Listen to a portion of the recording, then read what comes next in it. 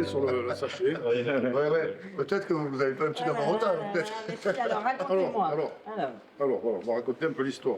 Alors, on est très fiers aujourd'hui d'accueillir la Fondation Marie-Louise à l'espace Grenelle dans le cadre des Jeux paralympiques.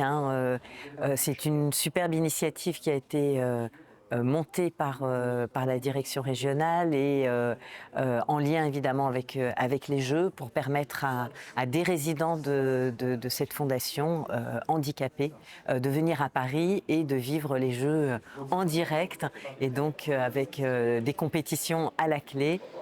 Je suis papa, moi, d'un jeune polyhandicapé qui a 26 ans et qui coule des jours heureux à Marie-Louise. Alors, tout le monde se pose la question, est-ce qu'il est là aujourd'hui? Lui, c'est un homme de la nature. Si je le remercie, au bout de 5 minutes, ça va être très compliqué pour lui. On est très fiers parce qu'on travaille avec l'association Marie-Louise depuis 3 ans maintenant. On les aidait déjà à organiser des événements. Et puis finalement, il y a eu cette question de dire mais est-ce qu'on pourrait faire un peu cette petite folie d'emmener un groupe de résidents à Paris et de les faire assister à un événement pendant les Jeux, à une épreuve. Et puis peut-être d'en profiter pour leur faire visiter Paris, d'aller à Disney, etc. Ce qui est excellent dans l'aventure qu'on est en train de vivre là, c'est que c'est toute une chaîne de gens qui sont passionnés par le projet qu'on a là. Stéphane qui impulse cette dynamique d'accompagnement du territoire dans toutes les actions qu'on peut mener au bénéfice des uns des autres et en particulier des plus fragiles. Cyril qui est un garçon passionnant parce que il vit ça avec toute l'intensité qui est la sienne. Et quand il nous parle de son projet avec le Lions Club, avec les Marie-Louise, on sent que c'est du fond des tripes que ça vient. Et tout de suite, leur engagement à tous les deux, on ne peut pas dire autre chose que dire oui. Plus loin que ça, c'est de dire on intègre nos salariés et par rapport à la logistique, par rapport à la conduite, puisqu'on a 3 chauffeurs qui amènent les camions, et puis tout l'accompagnement, la création, l'organisation, le suivi.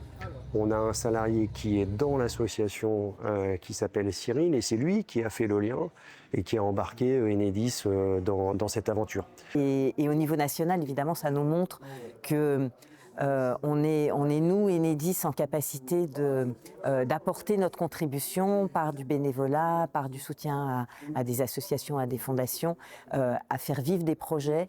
On a parlé à la direction parisienne en leur disant voilà ce qu'on fait. Vous nous avez offert 18 places pour les Jeux paralympiques. Nous, ces 18 places, on les utilise pour une action, avec une association qui héberge justement une maison pour adultes handicapés. Et nous, on ne veut pas donner comme ça nos places aux salariés, mais on va en faire bénéficier des gens qui vont avoir les yeux qui vont briller comme jamais dans leur vie. Et voilà l'idée. On se retrouve ici à l'espace de Grenelle, qui est vraiment la vitrine d'Enedis à Paris, reçue par la patronne de la RSE d'Enedis. Et on est très fiers de ça, d'embarquer tout le monde et de les recevoir aujourd'hui pour travailler avec eux. Le sujet de l'accompagnement, c'est un sujet financier évidemment, mais c'est surtout, et c'est là-dessus je crois qu'il faut qu'on continue à être présent, nous Enedis, c'est tout le côté humain qu'on apporte, c'est toute cette capacité d'ingénierie finalement de projet, à faire des choses avec d'autres partenaires, autour de sujets qui nous tiennent à cœur et qui sont des vrais sujets importants pour la société. C'est important pour nous de montrer que nos salariés, ils s'investissent aussi à l'externe.